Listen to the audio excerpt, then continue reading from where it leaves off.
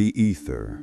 In the Indian philosophy, the Akasha, the ether body of the upper heaven, which means higher intelligence.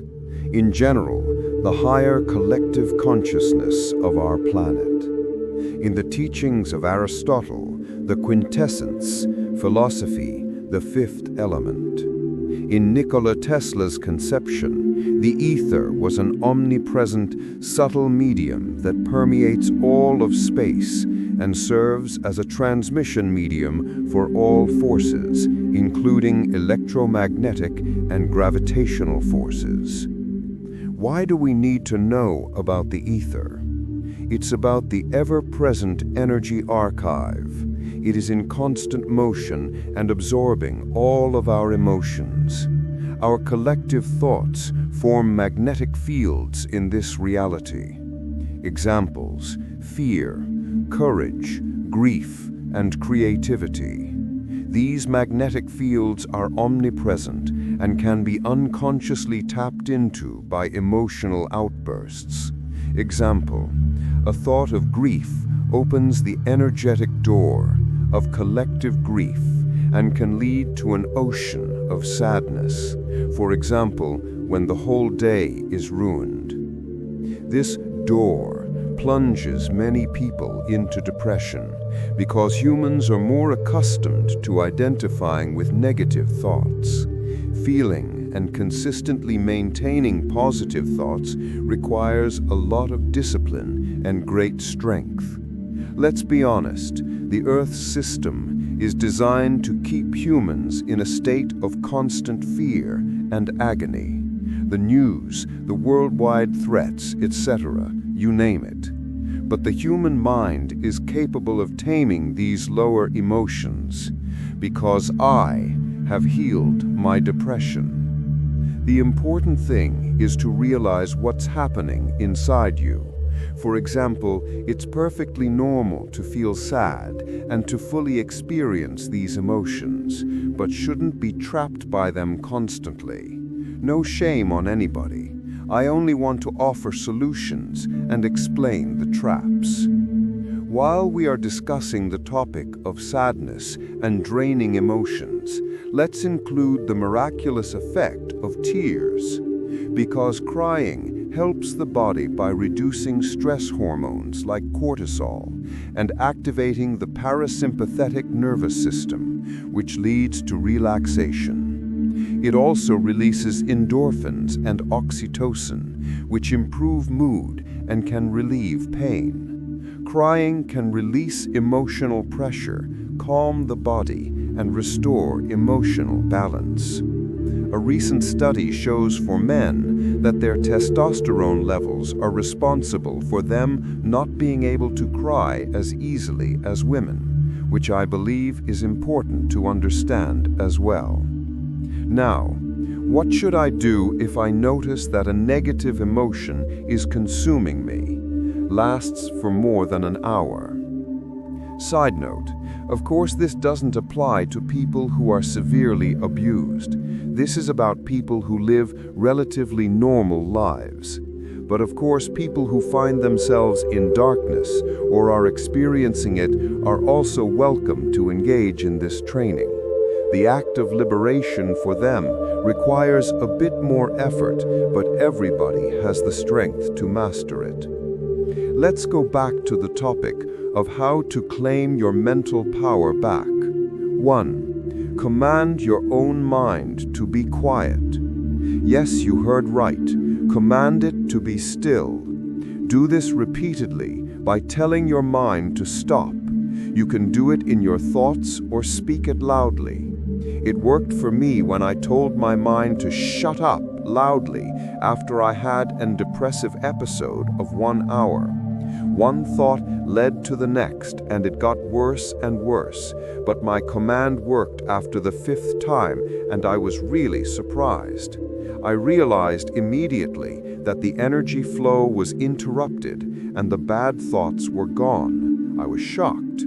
For the first time, I felt I was in full control over my thoughts. Immediately, I realized because of the strong negative emotions, my whole body and energy level was completely drained.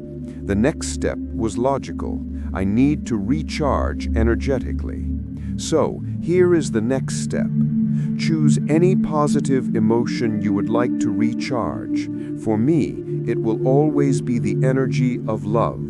That's why I will use it as an example.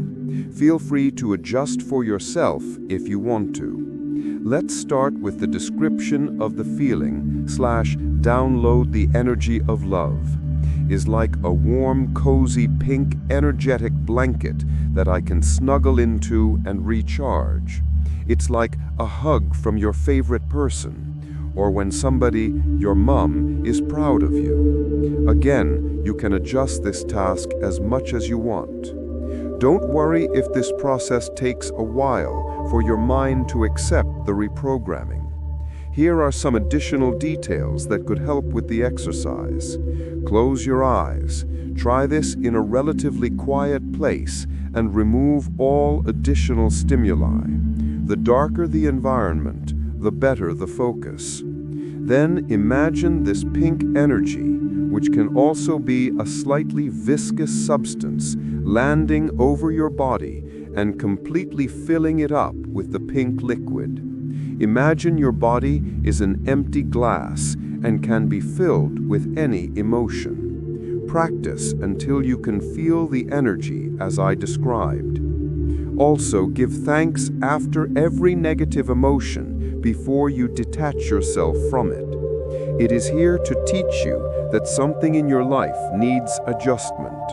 Don't be angry at your negative emotions, because otherwise you'll create a stronger feedback loop. After this step has been mastered, you can go to the higher level. This means when you have mastered the recharge part, then you can go back and ask your intuition what needs to be adjusted in your life.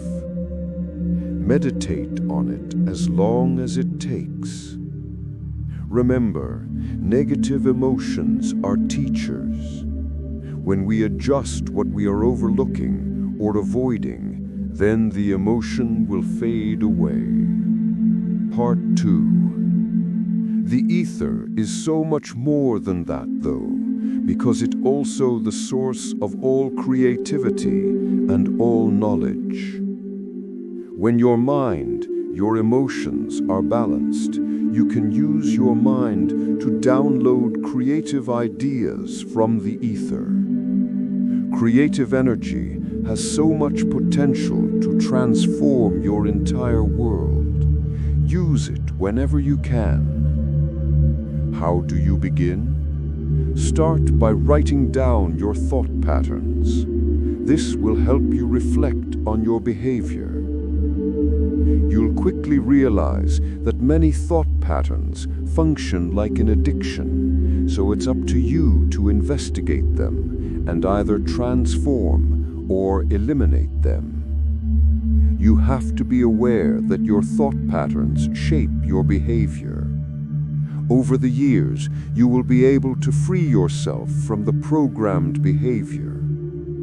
Again, don't forget to be patient and kind to yourself during this transformation. 1. Schedule reflection time into your weekly routine, at least 3 times per week at the start. 2. First month, make a few lists. Example, what addictions do I have? Even something small like coffee addiction. Create this list and try to change 1 habit per month. 3rd or 4th month, what unhealthy thought patterns do I have? For example, no matter how much I achieve, I feel like a failure. Your task for the 5th month is to make a list of all the things you've accomplished in your life, and these can be very small things. A good deed, something to motivate yourself, or finding something beautiful about yourself. If you don't know what you like about yourself, then start with things we often overlook. For example, I am grateful for my body that fights every day to keep me alive. I am grateful for my soul, who allows me to feel so deeply so that I can heal myself, etc. The more you learn to regulate these things over time, the more you'll be able to tap into creative ideas from the ether as your body becomes more clean of interferences and can receive signals more easily. These creative ideas could eventually lead to you being able to make a living from them, or even become self-employed. After 10 years of healing, I've realized that our brain and mind function like a supercomputer once they're freed from all self-doubt. The result is an endless number of possibilities and ideas for improving your life, more time for the things you truly love and enjoy doing.